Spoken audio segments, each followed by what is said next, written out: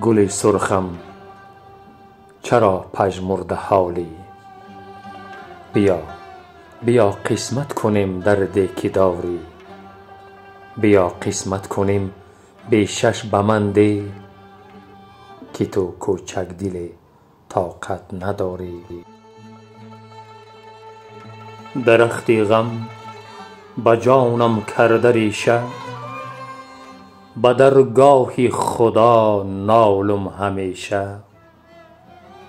رفیقان قدر یکدیگر بدانید، اجل سنگ است و آدم مثل شیشه.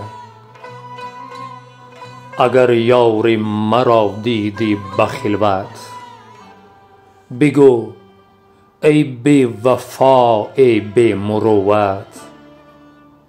گریبانم ز دستت چاک چاک است، نخواهم دوخت تا روز قیامت. هر آن کس عاشق است از جان نترسد، یقین از بند و از زندان نترسد. دل عاشق بود گرگ گرسنه، که گرگ از هی چوپان نترسد.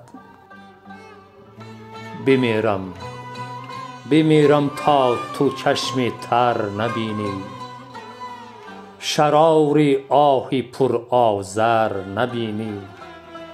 چنان در آتش عشقت بسوزم، که از من رنگ خاکستر نبینی. ز دست دیده و دل هر دو فریاد، هر آنچه دیده بیند دل کند یاد. بسازم خنجر نیشش ز فولاد، زنم بر دیده تا دل گردد آزاد. بهار آمد به صحرا و در و دشت، جوانی هم بهار بود و بگذشت. سر قبر جوانان لاله روید، دمی که مهوشان آیند به گلگشت. دل دارم خریدار محبت، کز او گرم از بازار محبت. لباس بافتم بر قامت دل، ز پود و محنت و تار محبت. شبی سرما و سنگستان و مو مست، قدح از دست مو افتید و نشکست. نگه دارندش نیکو نگه داشت، وگرنه صد قدح نفتاده بشکست. دو زلفانت بود تار ربابم، چه می خواهی از این حال خرابم.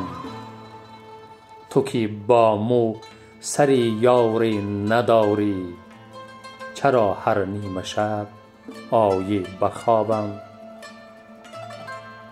سیاهی دو چشمانت مرا کشت، درازی دو زلفانت مرا کشت.